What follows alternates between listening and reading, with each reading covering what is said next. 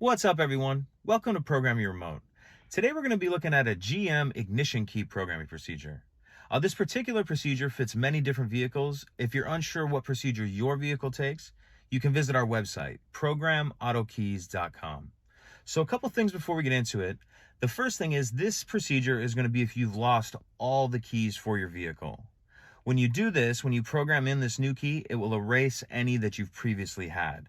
So this is going to be for all keys lost. If you need to just add a key without erasing your old ones, we've actually done that video before, and I'll put that the first link in the description box of the video. So we got that covered. The next thing we need to do is make sure we have our blade cut. This is a new key, unprogrammed, but you need to have the blade cut. Your two options for that are going to be a dealership or an automotive locksmith. So once we have those two things, the third thing being, you need to allot yourself about 30 minutes. This is a timed procedure. It's going to take you probably 30 to 35 minutes. So just make sure you have enough time before you start. So I think that should do it. Once we have ourselves to that point where we have our new unprogrammed key with the blade cut, we can get into the next step. Okay, so now we're ready to get started. We have our new unprogrammed key, and then I have a phone here that I'm going to use to time myself. So what we need to do is go ahead and put the key in the ignition, turn to the on position, and we're going to leave it in the on position. So now I'm going to go ahead and press start here. This first part is going to take 10 minutes. And what we're going to be looking at actually is for the security light to go at. And the security light is that right there. So at about the 10-minute mark, that light is going to go off. So we're at about 17 seconds here. I'll go ahead and check back in once we get closer to the 10-minute mark.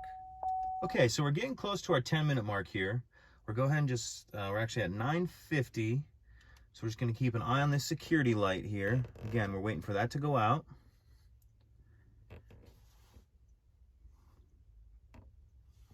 As you saw there, it just turned off. So now you wanna take your ignition and turn it to off. You're going to turn it back to on, leave back on, and we're going to do the exact same thing. We'll go ahead and reset our timer, and we'll see you in another 10 minutes. So we're coming up on our second 10-minute mark. We're at about 9 minutes, 50 seconds now. The light just turned off. So we're going to turn it to off, turn back to on, and we need to do it one more time. Reset our timer. And we'll see you in 10 minutes. So now we're getting into our third and final 10-minute mark. And before we get there, I did just want to give you guys a heads up that on the security light, on the third time, it may look a little different. Instead of just going out, it may flash once. It may keep flashing repeatedly, or it may just simply go out. The main thing you want to keep an eye on is your 10-minute mark, and then just look for a change in the security light. So now we reached our third and final 10-minute mark. So now we're going to turn our key to off. We're going to turn it to on. And now our key should be programmed. Let's go ahead, take the key out, and start it to test.